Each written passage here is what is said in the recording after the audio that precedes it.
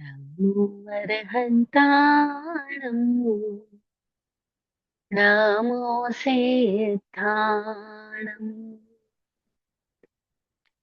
नमो आयर्याणम् नमो वज्झायाणम् नमो लोये सवसाहूणम् ऐसो पञ्चनमुक्कारो सर्वपावपनाशनो मङ्गलानं च सव्वेसिं पढमं हवै मङ्गलम् पढमं हवै मङ्गलम्। गुरु के ज्ञान का टीका मेरे मस्तक पे लग जाए। गुरु के ज्ञान का टीका मेरे मस्तक पे लग जाए। मैं ना सोचूं ना कुछ समझूं, मैं ना सोचूं ना कुछ समझूं, गुरु जेहान में बस जाए। गुरु जेहान में बस जाए। गुरु के ज्ञान का टीका मेरे मस्तक पे लग जाए। चरम तीर्थंकर समण भगवान महावीर स्वामी को भाव में वंदन नमन। चतुर्वेद तीर्थ को प्रणाम। इस लोक में मौजूद समस्त भव्य आत्माओं की भव्यता को नमन। षड्जीव निकायों के प्रति प्रतिपल आभार, आभार, आभार। इस जीव को बोध देने वाले, दृष्टि देने वाले, मार्ग देने वाले पूज्य श्री विराट गुरु जी एवं स्वामी विकास जी को सतत प्रणाम। ओम।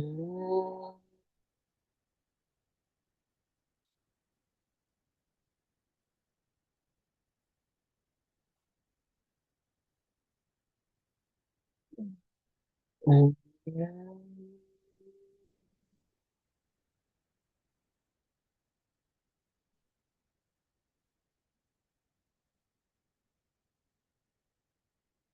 ओम।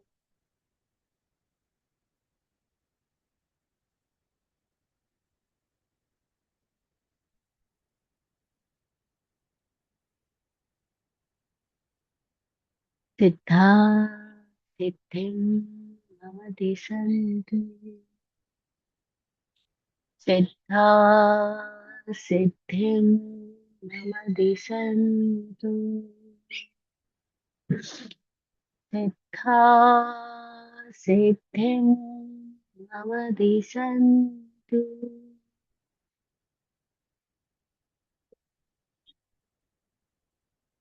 नॉर्थ कैरोलिना के स्वाध्याय संघ को प्रणाम।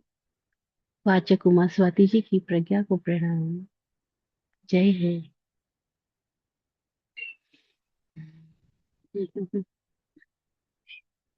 स्वयं को जानने के लिए तत्पर साधक जब स्वाध्याय के क्षणों में बैठता है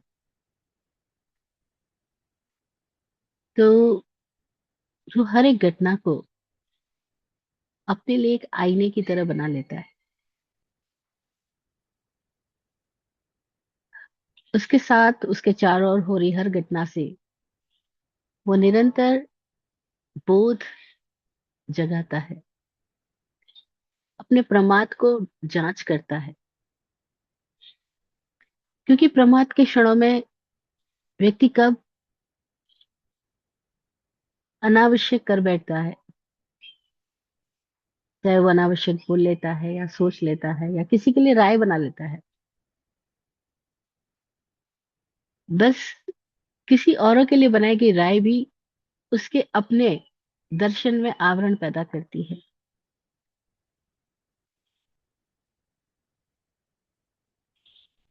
इसीलिए अपने प्रमाद का बार बार प्रतिलेखन करना, ऑब्जर्व करना, उसको,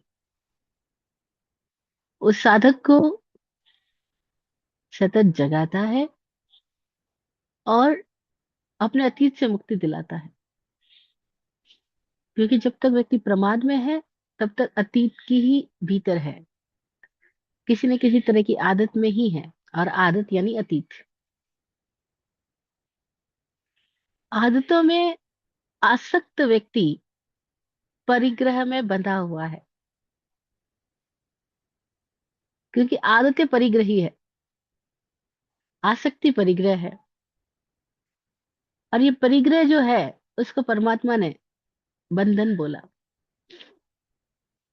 लास्ट सेशन में हमने बात की थी, इस तत्वार्थाधिगम सूत्र के छठे अध्याय के छठे सूत्र में हम पिछले 6 सेशन से है। पिछले 6 सेशन में, स्वाध्याय के इन 6 सेशन में हमने इस छठे अध्याय के छठे सूत्र की ही चर्चा कर रहे हैं, जिसमें हमने अव्रत के 5 भेदों को जाना। पहले हमने अव्रत को जाना, फिर अव्रत के 5 भेदों को जाना। और अव्रत का मतलब ही है कि जहां मूर्छा है वहां अव्रत है ही, जहां परिग्रह है वहां अव्रत है ही, जहां व्यक्ति प्रमादित है वहां अव्रति है। क्योंकि प्रमाद के क्षणों में वह विवेकवान नहीं है, और जो विवेकवान नहीं है वो व्रतचर्या में भला कैसे हो सकता है।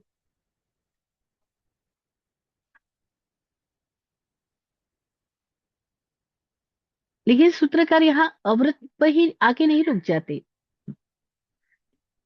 वे आश्रम के भेदों को समझाते हुए अव्रत के आगे और भी शब्द जोड़ रहे हैं। हालांकि समझने के लिए तो एक ही शब्द काफी था, आश्रम। ये फिर आश्रम को समझने के लिए और उन्होंने भेद कर दिए, और उन भेदों में नाम दे दिया अव्रत, कषाय, इंद्र, क्रिया, पंच, चतु, पंच, पंच विशति भेदा, पूर्वस्य भेदा। तो यहाँ पे उन्होंने अव्रत के आगे कषाय, इंद्रिय और क्रिया, इनके भी भेद बताए हैं। अव्रत के 5 बताए, कषाय के 4 बताए, इंद्रियों के 5 बताए और क्रिया के 25 बताए। और ये सब सांप्रदायिक आश्रम के भेद बताए। पूर्वस्य भेदा यानी सांप्रदायिक आश्रम और इरियापत आश्रम में से जो सांप्रदायिक आश्रम है वो पूर्व में रखा गया है, क्योंकि अधिकतर जीवों में यही आश्रम होता है। और मोस्टली सभी लोग अज्ञानी है, तो अव्रत आश्रम को, कषाय आश्रम को, इंद्रिय आश्रम को, क्रिया आश्रम को सभी लोग जी ही रहे होते हैं, इसी से घिरे हुए रहते हैं। तो हम किस किस से घिरे हुए हैं, कौन कौन हमारे लिए हमारे जीवन में छेद की तरह है, हमारे को हमारी जीवन यात्रा को डिस्टर्ब करने वाले तत्व है, उनको हम यहाँ पे समझ रहे हैं। तो लास्ट सेशन में हमने बात की थी, नौका में छेद की तरह ये आश्रम है, कि जिससे आगमन होता है। पानी जैसे नौका में आ जाता है, ऐसे हमारे भीतर ये सारा कुछ कशैलापन आता जाता है। कशैलापन यानी अब हमारे भावों में जो समृद्धि, जो विवेक, जो सौंदर्य होना चाहिए वह न होकर के हमारे भावों के अंदर क्रोध, मान, माया और लालच आ जाता है। तो इस तरह से कषाय आश्रम के 4 भेद बताए। औरत आश्रम के बाद में उन्होंने कषाय आश्रम को रखा है। और कषाय आश्रम के 4 भेद बताए। अव्रत के 5 भेद हम जान चुके, प्रणतिपात अव्रत, मृषावाद अव्रत, अदत्तादान अव्रत, मैथुन अव्रत और परिग्रह अव्रत। आज हम बात कर रहे हैं कषाय आश्रम के 4 भेदों की। क्रोध आश्रम, क्रोध कषाय, मान कषाय, माया कषाय और लोभ कषाय। ये कषाय क्या है? कशैलापन। कषाय मतलब आज की भाषा में जिसको हम तनाव कहते हैं, स्ट्रेस कहते हैं। और स्ट्रेस आज सारे डॉक्टर्स, साइकेट्रिस्ट ये सब कह रहे हैं कि सबसे ज्यादा बीमारियों का जो कारण है मनुष्य की जिंदगी में, वो है ये स्ट्रेस। स्ट्रेस के कारण लोग, न जाने कितने लोग सुसाइड कर लेते हैं। स्ट्रेस के कारण न जाने कितनी तरह की मानसिक शारीरिक आदि व्याधि सब पैदा हो रही है। स्ट्रेस के कारण रिश्ते बिगड़ रहे हैं। स्ट्रेस के कारण आदमी दुखी है, सुखी नहीं है। सारे सुख समृद्धि के साधन होते हुए भी आदमी परेशान है। अब परेशान होने का मतलब कषाय में होना। क्या है कषाय? कश और आय। कश का मतलब है कशेलापन, कश का मतलब है खींचतान, और आय यानी उसकी इनकम। जो खींचतान की आवक है वह कषाय है। हम लाइव एग्जाम्पल देखते हैं अपने चारों ओर के लोगों के बीच में। हम में से कितने लोगों की आदत होती है जो हर एक बात के ऊपर पुरानी मुद्दा उठा के लाएंगे और पुराने मुद्दे को ला करके झगड़ा पैदा करेंगे। कल तो आपने ऐसा कहा था, आज ऐसा क्यों कर रहे हो? अरे भाई, कल जा चुका, आज को आज में जियो। लेकिन हम कल से तुलना करके आज को खराब करते हैं। देखो अपने चारों ओर कितने लोगों में ऐसी आदतें हैं, या खुद में ही। अधिकतर तो खुद में ही ऐसी आदतें होगी कि हमें पता ही नहीं चलता हम कब कल की बात को बीच में ले आते हैं आज के लिए। और ये गलतियां अनजाने में तो लोग करते ही है। लेकिन जो लोग स्वाध्याय करते हैं, ध्यान करते हैं, जो लोग सामायिक करते हैं, प्रतिक्रमण करते हैं, उन्हें भी नहीं पता चलता कि उनके अतिक्रमण कहाँ कहाँ हो रहे हैं। यानी वो सामायिक और प्रतिक्रमण बेहोशी में किए जा रहे हैं, आदतन ही किए जा रहे हैं। तभी तो उन्हें पता ही नहीं चलता कि कब वो कल में छलांग लगा जाते हैं, कल में आसक्त बन जाते हैं, कल की बातों को बीच में ला करके परेशान हो जाते हैं। और ये हर जगह पर है। कल की बातों को बीच में लाके परेशान होना, चाहे आप बिजनेस प्लेटफॉर्म पर हो, चाहे आप फैमिली प्लेटफॉर्म पर हो, किसी रिलेशनशिप में हो, हर जगह देखो झगड़े कहाँ से पैदा हो रहे हैं। झगड़े झगड़े पल में नहीं होते, झगड़े कल में होते। कल शादी से पहले तो तुमने ऐसे ऐसे कहा था, अब शादी के बाद बदल गए। शादी के समय तो तुमने कहा था कि कुछ भी नहीं छुपाऊंगा, साथ निभाऊंगा। अब तुम्हारी बातें मुझे किसी और से पता लग रही है। हो गया झगड़ा ना। हम ये जानते ही नहीं है कि वो कल का आदमी जा चुका, नदी का पानी आगे बढ़ चुका है। अभी हम नदी में बैठे हैं, डल लेक में है। लेक है, नदी नहीं है। फर्क है लेक में और नदी में। नदी तो प्रवाह रहती है, लेक तो उतना प्रवाह नहीं होता, वो तो उसी उसी पानी के अंदर जी रही है। लेकिन मजेदार है ये भी जिंदगी देखने को। इसको देख देख के भी हम सीख सकते हैं कि कैसे यहाँ सब कुछ बदलता है, सब कुछ स्थिर नहीं रहता। बोट हाउस का मतलब ये है कि वह हाउस जो पानी में बोट की तरह चल रहा है, चलता है, चल सकता है। लेकिन जीवन भी चल रहा है, और हम हमेशा कल को बीच में ला करके झगड़ा पैदा करते हैं। चाहे वो कोई भी स्थिति हो, कोई भी प्लेटफॉर्म क्यों ना हो। और अक्सर मैं देखती हूँ कि जितने लोग परेशान बैठे हुए हैं, वो सब परेशानी का कारण क्या है?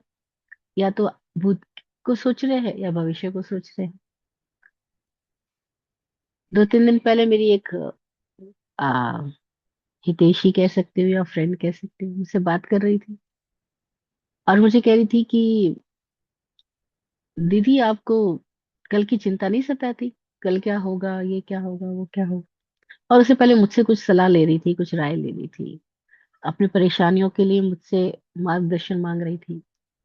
तो मैं उसको कह रही थी, देख आज के इस क्षण में तुझे क्या दुख है? इस क्षण में तो बहुत आनंद है ना, तू कितने मजे से रह रही है इस क्षण के अंदर।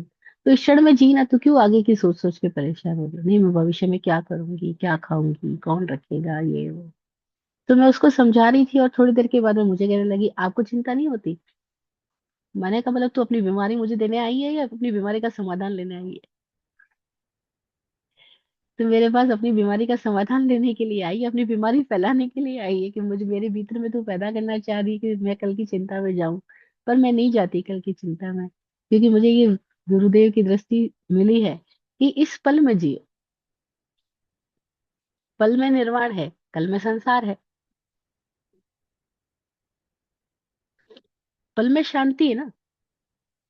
पल में क्या कमी है बताओ? श्वासोश्वास आ रही है, जा रही है, पेट भी भरा हुआ है,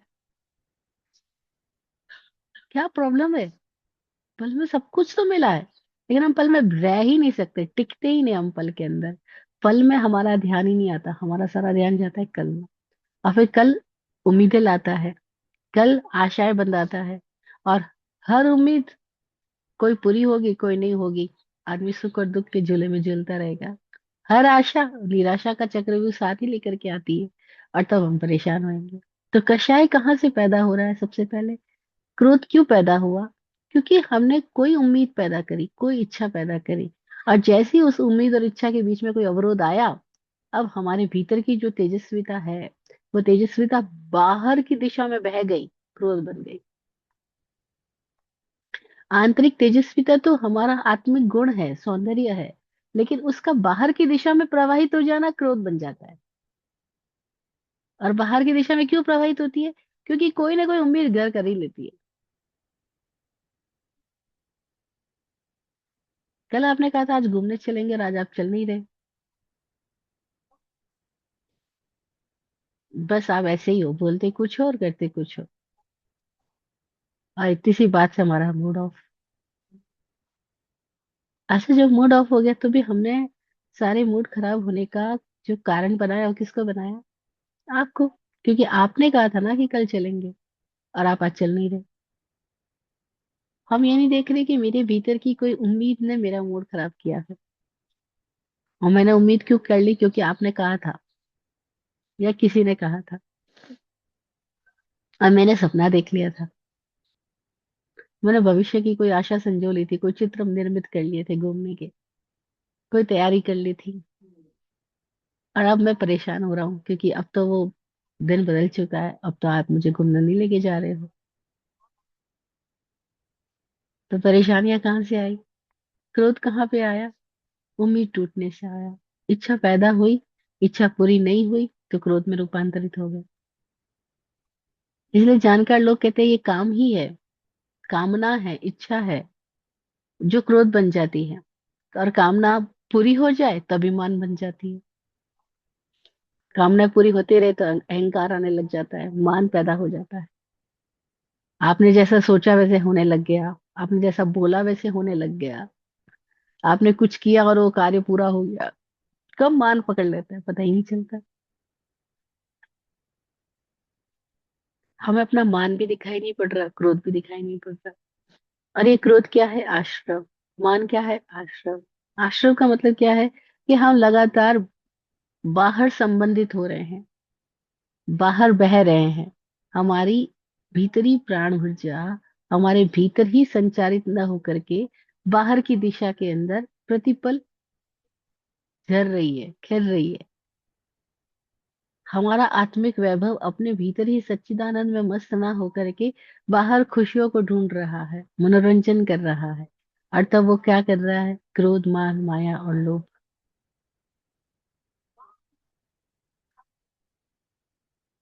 मान का मतलब क्या? भीतर एक शौर्य गुण है हमारे सबके भीतर। वो शौर्य अगर किसी अन्य पर प्रकट हो रहा है, किसी अन्य के कारण प्रकट हो रहा है, बस तो फिर वह शौर्य मान बन जाता है। तीर्थंकरों में देखो, ज्ञानियों में देखो, गौतम बुद्ध चल रहे हैं, महावीर चल रहे हैं, इनके पग धरने में भी धरती पे उनका शौर्य प्रकट होता है, उनकी तेजस्विता प्रकट होती है, उनके अतिशय प्रकट होते हैं। लेकिन यहाँ पर उनका संबंध किसी पर से नहीं है, उनके भीतर पर समाप्त हो गया। There is no other one, only oneness. एकत्व भाव है, वो अवस्था है, भाव भी नहीं कह सकते, वो अवस्था है उनके भीतर। तो उनके भीतर शौर्य है, उनके भीतर तेजस्विता है, उनके भीतर एक सौंदर्य प्रकट हुआ है, उनके भीतर एक समृद्धि प्रकट हुई है। और वो समृद्धि इतनी अद्भुत है कि उनके पास में एक पैसा भी नहीं है, तो भी उनके पास में पूरी दुनिया भर की समृद्धि है। एक पैसा नहीं है, एक झोपड़ी नहीं है, एक व्यवस्था नहीं है, लेकिन वो समृद्धि उनकी देखो अनंत है। अरे ऐसा कैसे? उनके पास कोई संग्रह नहीं है, कोई कल की फिक्र नहीं है। जानकार लोगों ने कहा, फिकर का फाका करे ताका नाम फकीर। कि फकीर वो है जिसने फिकर का फाका कर दिया, कोई फिक्र ही नहीं बची। वो अद्भुत स्थिति में जी रहे हैं। कुछ बाहरी स्थिति से कुछ भी नहीं है वो। बाहरी स्थिति से जीरो है और भीतर की स्थिति में हीरो है। उनका सौंदर्य अद्भुत है, बिना किसी मेकअप के। उनका शौर्य अद्भुत है, बिना किसी अस्त्र शस्त्र के। उनकी तेजस्विता अद्भुत है, बिना किसी तरह के प्रपंच के। ये उनके भीतर की स्थिति है, जिनके भीतर कषाय नहीं है। और वही स्थिति पाने के लिए आम आदमी कषाय में उतरता है। वो बल पाने के लिए क्रोध कर रहा होता है। वह बल मिल जाए तो मान कर रहा होता है। वो बल चला जाए तो प्रपंच कर रहा होता है। और बल कैसे बढ़े इस बात के लिए लालच कर रहा होता है। क्रोध, मान, माया और लोभ, ये चारों गलत तरीके से अपने भीतर आ शौर्य जगाने या समृद्धि पाने के लिए अपनाए गए रास्ते हैं। ये चारों आदमी कर ही क्यों रहा है? क्यों क्रोध कर रहा है? क्यों मान, क्यों माया, क्यों लालच? क्योंकि वो चाहता तो ये है कि उसके भीतर कोई ऐसी स्थिति पैदा हो जाए कि वह समृद्ध हो, वह सबल हो, वह तेजस्वी हो, वह सुंदर हो, वह शक्तिमान हो। वो चाहता तो यही सब कुछ है, लेकिन इसको पाने के लिए उसने जो रास्ते खोजे हैं, वो रास्ते उसने गलत खोजे नहीं।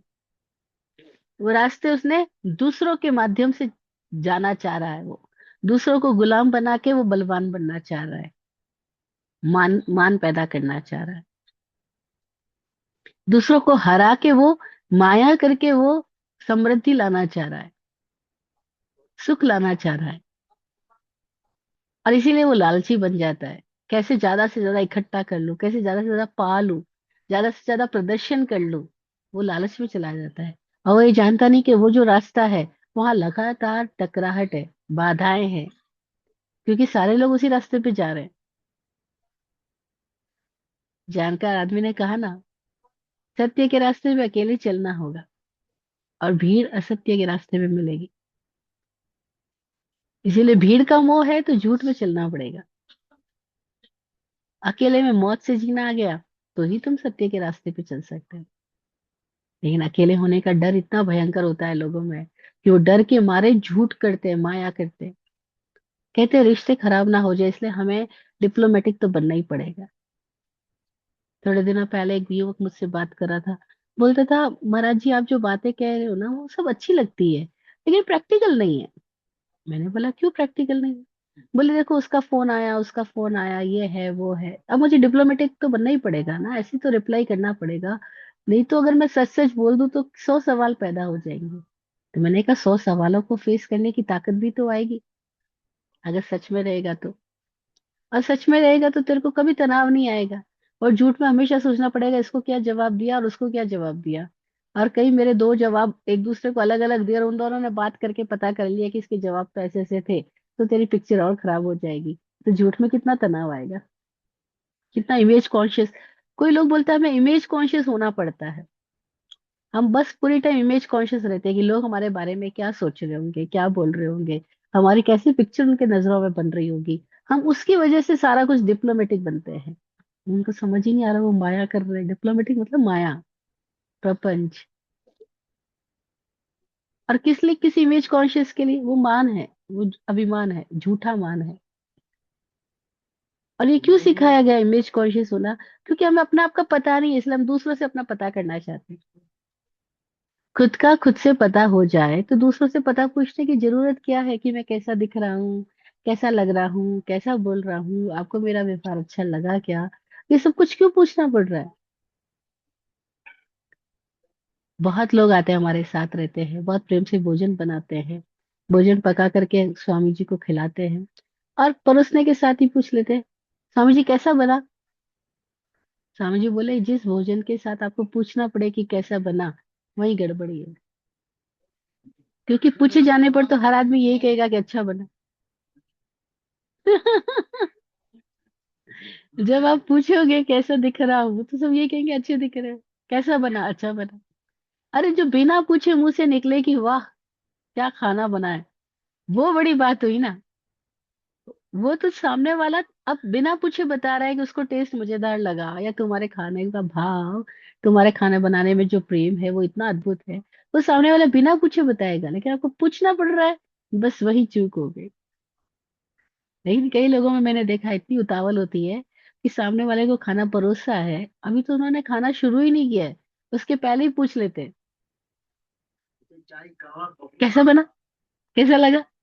अरे उन्होंने खाना खाया नहीं है। ऐसे ही मैंने देखा, कोई लोग डॉक्टर के पास जाकर के आते हैं, केवल जाकर आए हैं, अभी दवाई शुरू नहीं करी है उन्होंने, लेकिन लोग पूछने शुरू कर देते हैं अब आप ठीक हो गए। अरे बेबी तो जाकर आया है डॉक्टर के पास, अभी उसने जो प्रिस्क्राइब किया है वो मेडिसिन स्टार्ट नहीं करी है, अभी कैसे ठीक हो जाएगा। लेकिन लोग में मानते हैं कि ठीक हो गए, क्यों मानते? क्योंकि उनको ऐसा होता है कि डॉक्टर से बातचीत करके आए तो इनके अंदर एक भरोसा पैदा तो हो ही गया होगा कि मैं ठीक हो जाऊंगा। बड़ा विचित्र है ये सब कुछ। हम लोग इतने उतावले हैं कि हमने अपने उतावलेपन की वजह से हम कषाय में जी रहे हैं, ये हमें समझ ही नहीं आता। उतावला आदमी कितनी माया कर लेता है, कितने प्रपंच रच लेता है, कितना लालच के अंदर आकर के आदमी क्या कुछ योजनाएं नहीं बना लेता है। लेकिन कोई थोड़े लोग इस सारे प्रपंच के चक्रव्यूह का भेदन कर पाते। तो ये चक्रव्यूह है, एक बार घुस गए तो निकलना आसान नहीं है। एक बार आप अपनी वाइफ के साथ शॉपिंग मॉल में चले जाओ।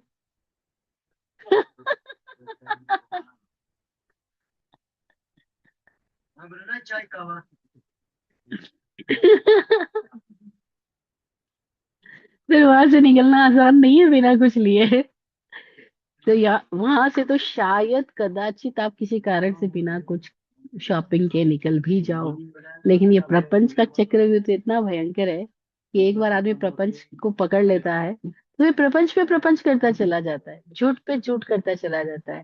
फिर वो न जाने कितनी तरह के झूठ में, लगाव में, आकर्षण विकर्षण में चला ही चला जाएगा। और उसके अपने भीतर कषाय पैदा हो रहा है, उसको समझ ही नहीं आया कि उसके भावों में मलिनता आ रही है, सरलता गायब हो रही है। तो हम सबको पूरी दुनिया भर को छोटे बच्चे अच्छे लगते हैं, चाहे वो बच्चे आदिवासी के ही क्यों ना हो, चाहे वो बच्चे किसी के क्यों ना हो, वो चाहे काले भी हो, लेकिन फिर भी बच्चे अच्छे लगते हैं। पता है बच्चों में मजेदार बात क्या होती है? कि उनमें कषाय नहीं है, निर्मलता है, प्रपंच नहीं है अभी, जैसे है वैसे है, इसीलिए सुंदर लगते हैं। उनके दिमागों में अभी कोई दिमाग चलना ही शुरू नहीं हुआ है, योजना ही बनानी शुरू नहीं करी। और कितने सारे अमीरों को देखो, सो कॉल्ड तो अमीर है वो, लेकिन उनका दिमाग देखो, भरा पड़ा है, सड़ा पड़ा है। उनके दिमाग से दुर्गंध ही दुर्गंध आ रही है। अगर कोई खोपड़ी को सूंघ सके तो पता लगे इस खोपड़ियों में कितनी दुर्गंध भरी है।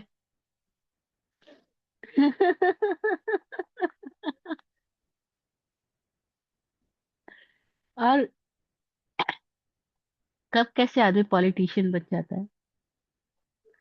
वो दुर्गंध का व्यापार करता है अब, दुर्गंध ही बेचता है, दुर्योजनाएं ही बेचता है। और इस तरह से वो दुर्योद्धा बन जाता है, दुर्योधन बन जाता है। बताओ कौन माँ बाप अपने बच्चे का नाम दुर्योधन रखेंगे? दुर्योधन का मतलब है दुष्ट योद्धा। कौन माँ बाप अपने बच्चे का नाम दुशासन रखेंगे? दुष्ट शासन करने वाला। नहीं, इनके नाम तो कभी सुयोधन या सुशासन रहे होंगे, लेकिन उन्होंने काम कुछ ऐसे किए होंगे कि इतिहासकारों ने उनके नाम ही बदल डाले।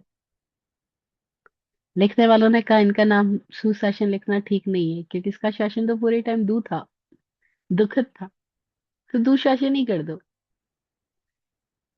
वो जानकार लोग रहे होंगे जिन्होंने आदमी के नाम तक भी उसकी,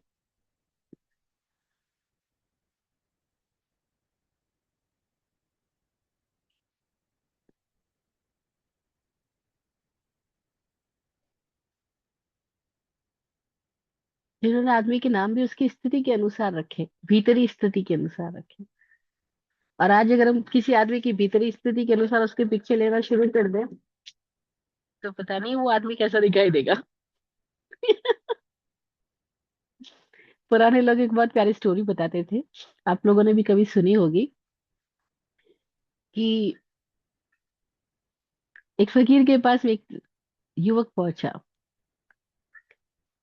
और उसने बड़ी सेवा करी उसकी, फकीर की। फकीर प्रसन्न हो गया। युवक को एक दिन बोला, खुश होकर के बोले, तुम्हें क्या चाहिए? उसने कहा कि बस मैं कैसे इस दुनिया को जान पाऊं, मुझे ऐसा कुछ बताओ जिससे मैं सबको देख पाऊं, सबको समझ पाऊं उनके भीतर क्या चल रहा है। तो फकीर जानता था कि इसका मांग गलत है, डिमांड ही गलत है, क्योंकि हम खुद को जानने के लिए गुरुओं के पास जाते हैं, लेकिन यहाँ तो हम दूसरों को जानना चाह रहे हैं। ये तो पर अध्याय की दृष्टि हो गई ना, स्वाध्याय की दृष्टि तो नहीं हुई। स्वाध्याय का मतलब है मुझे दूसरों को नहीं जानना, मुझे खुद को जानना है। मुझे दूसरों को सुनने से पहले खुद को सुनना है, मैं क्या, मेरे भीतर क्या चल रहा है उसको सुनना है। किसी और को देखने से पहले खुद को देखना है, मेरे भीतर क्या हो रहा है उसको देखना है ना। खुद को सूंघना है, खुद का स्वाद लेना है, खुद को महसूस करना है कि मैं क्या महसूस कर रहा हूँ। खुद कहाँ सोया पड़ा हूँ उसको जगाना है। तो स्व की दृष्टि तो बिल्कुल डिफरेंट है, और पर की दृष्टि तो हमें सबको पता ही है, पर यानी प्रपंच। अब फकीर ने कहा कोई बात नहीं, चल तुझे मैं एक ऐसा आईना देता हूँ, इस आईने में के सामने तू जिसका चेहरा कर देगा, उसके भीतर का चित्र तेरे सामने आ जाएगा। वो तो इतना खुश हो गया युवक, वो आईना लेकर के गया गांव के अंदर। और वो गांव में जिस भी आदमी के सामने आईना रखता है, किसी के भीतर उसको चूहा नजर आता है, किसी के भीतर भेड़िया, किसी के भीतर भालू, किसी के भीतर कुत्ता। अब आदमी भी तरह तरह के है ना, क्योंकि वो जानवरों से तो विकसित होते होते आ रहे हैं, लेकिन अभी जानवर से बाहर आए नहीं है, अभी उसी पाश में बंधे हुए हैं, पुरानी ही आदतों में बंधे हुए हैं। अब नहीं, देखो कई लोग होते हैं सुबह से शाम खाने पे ही गिरत है, बस खाना खाना खाना। कई लोग इनको दिन रात बस लड़की लड़की लड़की दिखती है। कई लोग उनको दिन रात बस पैसा पैसा पैसा दिखता है। ये सब लोगों की बड़ी अंदर अंदर की स्थिति बड़ी डिफरेंट है, बाहर तो वो बिल्कुल डिफरेंट दिखाई देते हैं, लेकिन उनके भीतर की स्थिति देखो तो उनके भीतर कुछ और ही घूम रहा है। कोई कहीं अटका है, कोई कहीं, कोई किसी जाल में, कोई किसी जाल में है। और वो युवक सबको देख रहा है, फिर राजा को भी देखता है, तो देखता है ओए, राजा के अंदर तो भेड़िया नजर आ रहा है, ये राजा राजा नहीं, ये तो भेड़िया बैठा है यहाँ पर, इसीलिए यहाँ पे इतना कुछ प्रपंच चल रहा है। अब वो सबको देखता जाता है। तो उससे लोग परेशान हो गए, क्योंकि वो लोगों को कुछ कुछ बोलने लग गया। अब वो जब जानना जाने और चुप रह जाए, वो तो ज्ञानी हो गया। और जाने और बकवास करना शुरू कर दे, वो प्रपंची हो गया। अब ये तो कसाई बन गया आदमी, क्योंकि ये तो जो थोड़ा भी जानता है तो दूसरे के ऊपर उगलता है, दूसरे के ऊपर क्या बकवास करना शुरू कर देता है, कुछ कुछ कहना शुरू कर देता है। अब बता, लोगों को उसका सच बताने लग जाओ तो कितना बुरा लगेगा। किसी को बोलो कि भाई तू जानवर नहीं, तू कुत्ता है, उसको तो बहुत ही बुरा लगेगा। तू आदमी नहीं, तू कुत्ता है, उसको कितना बुरा लगेगा। अब ये युवक ऐसे करने लग गया, तो इससे सब परेशान हो गए, तो किसी ने सोचा इस परेशानी का हल क्या है। उनमें उस गांव में कोई एक समझदार आदमी भी था। उसने कहा हल तो बड़ा आसान है। कि क्या, क्या हल है? कुछ नहीं, चलो मेरे साथ उस युवक के पास। वो युवक के पास गए, और युवक को बड़े प्रेम से कहा कि हमने सोचा तुम्हें कोई एक सिद्ध आईना मिला है जिससे तुम सबके भीतर की स्थिति जान लेते हो। युवक घमंड में आके बोला, हाँ हाँ मिला है। एक पल के लिए क्या हम उस आईने का दर्शन कर सकते हैं? वो बोला, हाँ हाँ क्यों नहीं। उसने आईना निकाल के दिखाया। जिसको दिखाया उसने क्या किया, वो आईना उस युवक की तरफ कर दिया।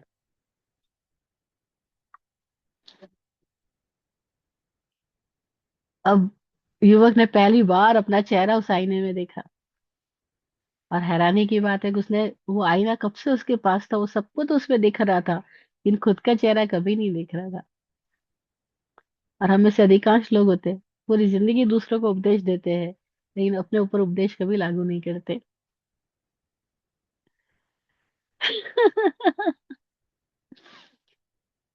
आसान बात ही नहीं है। स्वाध्याय बिल्कुल भी आसान बात नहीं है, क्योंकि पुरानी इतनी आदतें, कठिन से कठिन, गहरी से गहरी आदतें हमारे भीतर पर को देखने की ही है। और विराट गुरु जी कहते हैं, पर नजर, तब तक सफर। सारी सफरिंग तब तक है जब तक पर नजर है। और सारी ये आश्रम की भव भव की यात्रा तब तक है जब तक पर नजर है। और पर नजर कषाय, पर नजर कषाय पैदा करवाती है। पर नजर इच्छा, आकर्षण, विकर्षण, क्रोध, मान, माया, लालच सब पैदा करवाती है। उस युवक को पहली बार जब आईना दिखाई दिया और उसको अपने भीतर का सारा प्रपंच नजर आया, अपने भीतर का अजगर, चूहा, बिल्ली, कुत्ता, डाकू सब बैठा है, वो सब उसको नजर आया, वो उस आदमी के चरणों में गिर पड़ा। पर आप समझ में आया कि आप क्यों आए थे मेरे यहाँ पर। आप मुझे मेरा आईना दिखाने आए थे। बस वो गुरु है। वो गुरु है जिसकी नजरों में, जिसकी वाणी से हम अपना आईना देख सकें, जिसके समीप बैठ करके हमें अपने आप को देखना आ जाए। बस सत्संग है। और वो सत्संग जब आता है तो कषाय जाने लगता है। अब भावों से कशेलापन खत्म हो जाता है, कड़वाहट खत्म हो जाती है, मलिनता खत्म होने लगती है, तनाव छटने लगता है, सारे तनाव के बादल अपने आप से हटने लगते हैं। इसीलिए कुछ क्षण भर के लिए भी हम किसी ऐसे देव स्थान में, किसी ऐसे मंदिर में, किसी ऐसे गुरु के पास जाके बैठते हैं, थोड़ी देर के लिए भी बैठते हैं, हमें लगता है हम हल्के हो गए। एक अलग ही हल्कापन फील होता है, एक अलग ही शांति महसूस होती है, क्योंकि उनकी तरफ, उनके चारों ओर की जो शांति तरंगे है वो हमें छू जाती है। और किसी मौन के क्षणों में वो शांत तरंगे हमारे भीतर भी कोई एक शांति को उद्भावित कर देती है। बस वहां सत्संग घटित हुआ। इसलिए प्राचीन काल से सारे ऋषि मुनियों ने सत्संग की महिमा गाई। कोई एक सत का संग मिल जाए, कोई एक साधु के प्रेम में हम आ जाए, तो जो साधु के प्रेम में आ गया वो धीरे धीरे धीरे धीरे इस आश्रव से, इस कषाय आश्रव से बाहर आने लगेगा। ऑटोमेटिक अब उसके भीतर क्रोध की जगह पर क्षमा आने लगेगी, मान की जगह विनम्रता आने लगेगी, माया की जगह ऋजुता, सरलता आने लगेगी। और लालच आएगा ही नहीं, संतोष पैदा हो जाएगा। वो कल को नहीं जिएगा, वो पल को जीने लगेगा, संतोष में आएगा। और तब उसके भीतर का ये कंटेंटमेंट उसके अंदर एक आत्मिक वैभव पैदा करेगा, आत्मिक समृद्धि लाएगा, आंतरिक शांति लाएगा। और तब वो संसार में होते हुए भी अब उसके भीतर संसार नहीं होगा। ये अद्भुत बात कि वो तो संसार में है, उसके भीतर संसार नहीं है। नौका तो पानी में है, लेकिन नौका में पानी नहीं है। जिस नौका में पानी नहीं है वो नौका तिरा देती है, और जिस नौका में पानी आ जाए वो नौका डुबा देती है। तो कैसे कोई आदमी अपने इस कषाय आश्रव से परिचित होकर के अपना ही आईना देखे, आईने में अपना ही चेहरा देखे और अपने कशेलेपन को समझ पाए। क्योंकि कषाय पैदा कहाँ से हो रहा है, इसकी जड़ क्या है? रॉन्ग अंडरस्टैंडिंग, मिथ्यात्व, मिथ्या समझ। और मिथ्या समझ किन किन द्वारों से बह रही है? तो हमने बहुत सारे द्वार जाने, आज हमने 4 द्वार जाने। क्रोध, मान, माया और लालच, ये सब मिथ्या समझ से जा रहा है। मिथ्या समझ की संतानें हैं, मिथ्यात्व की ये सारी संतानें हैं। और जब ये क्रोध, मान, माया, लोभ में हम फंसे हैं तो इंद्रिय आश्रव भी हो रहा है। कषाय आश्रव हो रहा है तो इंद्रिय आश्रव भी हो रहा है। इसीलिए अगला वेद बताया उन्होंने इंद्रिय आश्रव का। इंद्रिय आश्रव क्या है? उसके 5 भेद बताए, क्योंकि इंद्रिया 5 है: श्रोत, चक्षु, घ्राण, रसना और स्पर्श। तो श्रोत यानी सुनना। सुनना आश्रव कब हो रहा है? जब लगातार हम बाहर ही सुन रहे हैं। मजेदार बात है कि इंद्रिया द्वार की तरह है, और द्वार का एक उपयोग है कि द्वार हमें बाहर भी ले जाता है और भीतर भी लेकर आता है। द्वार मध्य में है। बाहर यात्रा करनी है तो बाहर ले जाने में मददगार है, भीतर जाना है तो भीतर आने में मददगार है। द्वार तो मध्य में है। हम उस द्वार से कहाँ जाते हैं, वो हमारा चुनाव होता है। हमारी दृष्टि जिधर होगी हम उधर ही तो जाएंगे। भाई जब हम सीढ़ियां चढ़ रहे या उतर रहे होते हैं तो सीढ़ियां तो सेम होती है, फर्क क्या पड़ जाता है? जब उतर रहे होते हैं हमारी दृष्टि नीचे आ रही है, और जब चढ़ रहे होते हैं हमारी दृष्टि ऊपर जा रही होती है। तो जिसकी दृष्टि अंदर जा रही है उसके लिए इंद्रिय संयम हो जाएगा, जिसकी दृष्टि बाहर जा रही है उसके लिए इंद्रिय आश्रव हो जाएगा। अब इंद्रिय आश्रव को उन्होंने बताया कि अवरत आश्रव, कषाय आश्रव के बाद इंद्रिय आश्रव के 5 भेद है। और ये इंद्रियों से हम कैसे संसार में जा रहे हैं वो हम देख सकते हैं। हर क्षण यही तो हो रहा है। बचपन से सारी ट्रेनिंग जो हमको मिली है, वो आंखों से बाहर देखने की, कानों से बाहर को सुनने की, नाक से बाहर को ग्रहण करने की, जीभ से स्वाद लेने की और स्पर्श दूसरों को करने की मिली है। कभी कोई ट्रेनिंग ऐसी हमें मिली नहीं कि हम आंख बंद करके खुद को देखें, हम कान में अंगुली डाल करके अपने भीतर कोई ध्वनि बज रही है उसको सुने।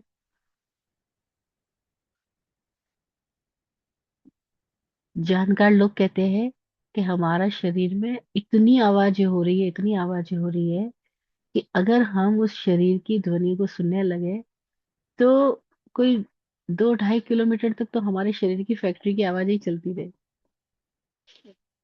लेकिन वो कोई आवाज हमें नहीं सुनाई पड़ रही। यहाँ तक कि हमारे सबसे करीब हमारे दिल की धड़कन, जरा ध्यान दो, क्या हम अपने दिल की धड़कन को सुन पा रहे हैं?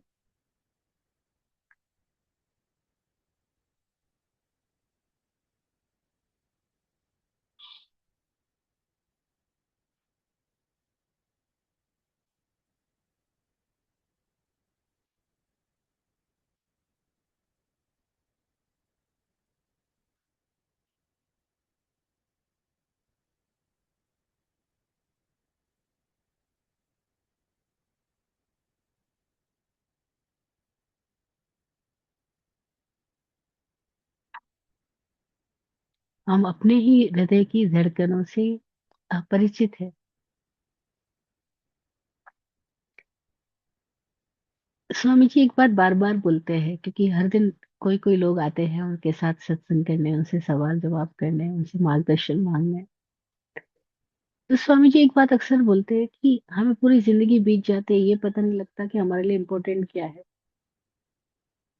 हमें ये सिखाई नहीं जाता कि हमारे लिए इम्पोर्टेंट क्या है, क्योंकि हमने अपनी सारी इम्पोर्टेंस जो दे रखी है वो पैसे को दे रखी है, या अपनी रिश्ते को दे रखी है, अपनी इमेज को, अपने रिश्तों को दे रखी है। हमको ये सिखाया ही नहीं जाता, पूरी जिंदगी बीत जाती है कि हमारे लिए इम्पोर्टेंट क्या है। तो लोग पूछते हैं इम्पोर्टेंट क्या है, आप बताओ।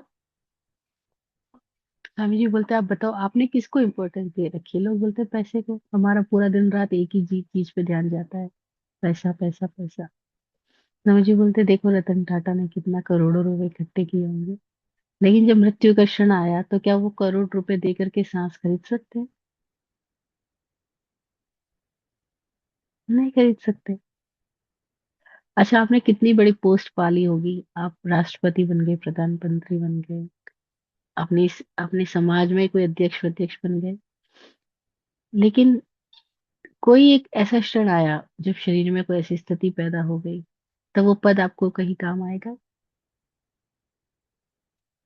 जब मृत्यु आएगी तो पद की वजह से आप मृत्यु को रोक सकते हो? नहीं। तो फिर क्या चीज इंपॉर्टेंट है जो मृत्यु के क्षण में भी आपके लिए उपयोगी रहेगी? क्योंकि मौत परीक्षा है, वहां पता लगेगा कि इस क्षण भी जो आपके सहयोग दे रहा है, इस क्षण के साथ में भी जो आपके लिए उपयोगी है, जो इस मौत में भी आपको साथ देने वाला है, वो तो है सच्चा साथी। और जो मौत के समय में बिछुड़ जाएगा वो सब झूठे साथी। वही लोग बोलते हैं कि फ्रेंड वह है जो संकट के क्षण में काम आए। मित्र की परिभाषा यही सिखाएगी ना बचपन से हमको, friend is in need Indeed. तो संकट के क्षण में जो काम आए वो मित्र। तो सबसे बड़ा संकट क्या हो सकता है जीवन में? मृत्यु का आना। और मृत्यु के क्षण में जो काम आए वो मित्र है, तो वो कौन काम आएगा? तो अगर हम करोड़ों करोड़ों रुपए भी खर्च करके, अरबों रुपए भी खर्च करके एक श्वास नहीं खरीद सकते हैं, तो इम्पोर्टेंट श्वास हुई या धन हुआ? और जब हम आए थे तब धन लेके नहीं आए थे, लेकिन हम बड़े सुखी थे। बच्चों के पास कहाँ पैसे होते हैं, लेकिन बच्चे को मौज देखो। आदमी के पास इतने पैसे, लेकिन आदमी की मौज ही नहीं है। तो पैसा पैसे ही तनाव में रहता है पूरी जिंदगी। तो स्वामी जी ने कहा इम्पोर्टेंट क्या है कि हमारी अपनी श्वास, उसकी तरफ हमारा ध्यान ही नहीं गया। देखो हृदय की धड़कन कभी ध्यान ही नहीं गया। हमने आंख बंद करके कभी श्वास को नहीं देखा, कभी श्वास के संगीत को नहीं सुना। कभी श्वास की गंध को नहीं पहचाना। सारी सुगंधी डाल क्यों रहे हैं, इत्र क्यों छिड़क रहे हैं कि श्वास से दुर्गंध ना आए। लेकिन अंदर तनाव है तो दुर्गंध ही आएगी। अंदर शांति और प्रेम है तो बिना कुछ छिड़के भी। हमने तीर्थंकरों के अतिशयों में पढ़ा है, सुना है, संतों के पास रह के जाना है कि उनके पास से कैसे चंदन केशर की खुशबू आने लग जाती है। वो कोई चंदन लगा नहीं रहे, कोई केशर का टीका लगा नहीं रहे, फिर उनके भीतर कोई ऐसी स्थिति पैदा हो गई है कि उससे इत्र की खुशबू अपने आप से प्रकट हो रही है। और वो इत्र उनका बाहर से लिया गया नहीं है, वो उनका चरित्र ही उनका इत्र बन गया है। उनके भीतर की शांति ही ऐसी हो गई है कि उनके भीतर से सुगंध आने लगी है। तो वो हमारे भीतर भी तो हो सकती है, वो संभावना हमारे भीतर भी तो पैदा हो सकती है। वो हम सबकी पॉसिबिलिटी है। हम सब वो पोटेंशियल लेकर आए हैं कि हम अपने आप को जाने, अपने आप को देखें। तो हमारे भीतर बिना किसी किसी बाहरी पदार्थ के हमारे अपने ही भीतर कोई एक ऐसी मौज पैदा हो जाएगी जो किसी पे डिपेंडेंट नहीं होगी। कबीर बोलते थे ना कि यहाँ कोई गरीब नहीं है, सब लाल लेकर के पैदा हुए हैं। लाल बोलते सबसे कीमती जो होता है, डायमंड या उसको। तो कहते हैं कि सबकी गठड़ी में लाल बंधा है, लेकिन गठड़ी खोलना कोई जानता नहीं है।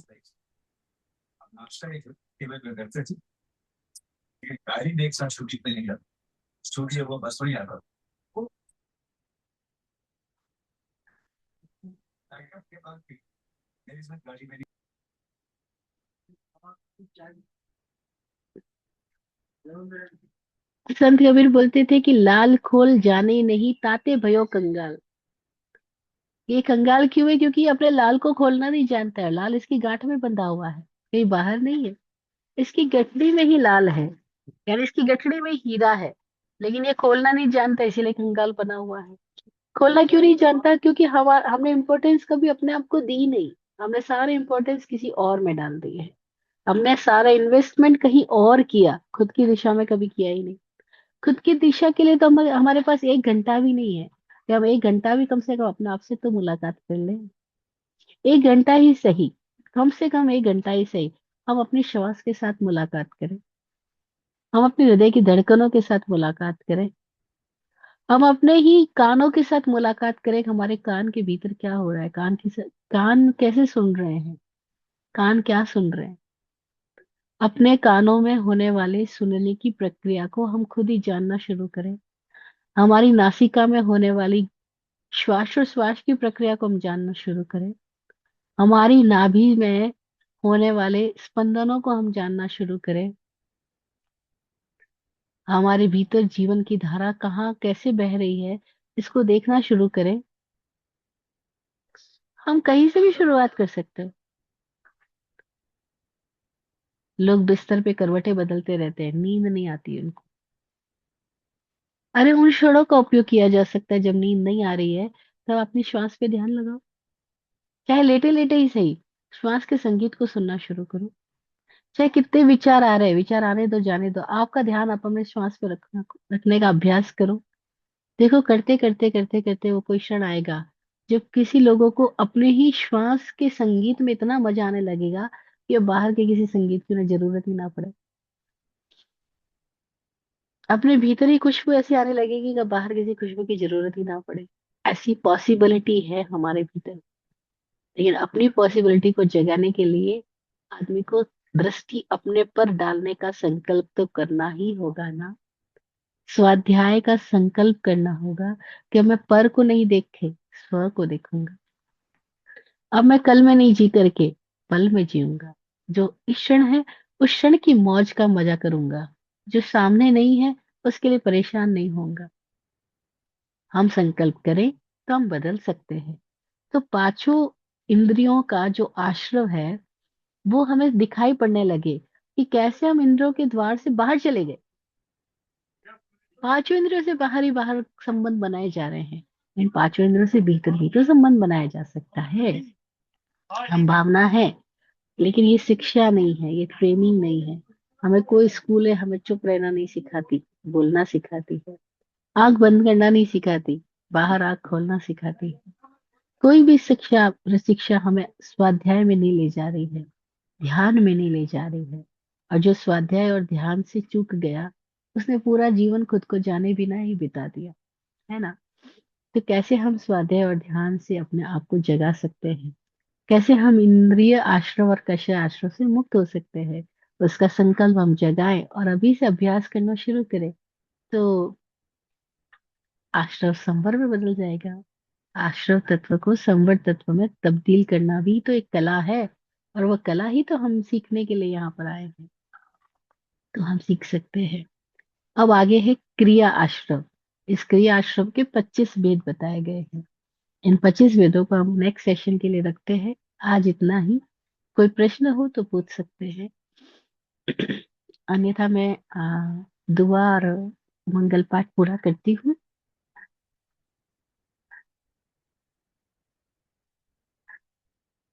पूज्य विराट गुरु जी का आशीर्वचन जो सबके लिए उन्होंने हमें दिए। आप फूलो फलो, हो जिंदगी मखमल मुलायम। आप फूलो फलो, हो जिंदगी मखमल मुलायम। आपकी हर खुशी पे है हमारी जान सदके। दुआ करते हैं चुपचाप दिल की थाप से हम। दुआ करते हैं चुपचाप दिल की थाप से हम। रहे जाते नवाजे हर घड़ी अरमान सबके।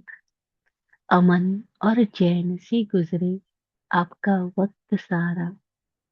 अमन और चैन से गुजरे आपका वक्त सारा। रुख पे खिलती रहे यूं रूह की मुस्कान खुल के। रुख पे खिलती रहे यूं रूह की मुस्कान खुल के। जय हो, जय हो, जय हो। सबका कल्याण।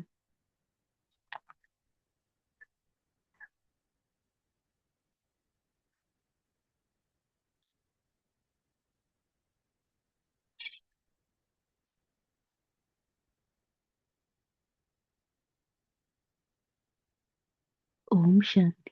ओम। जय हो।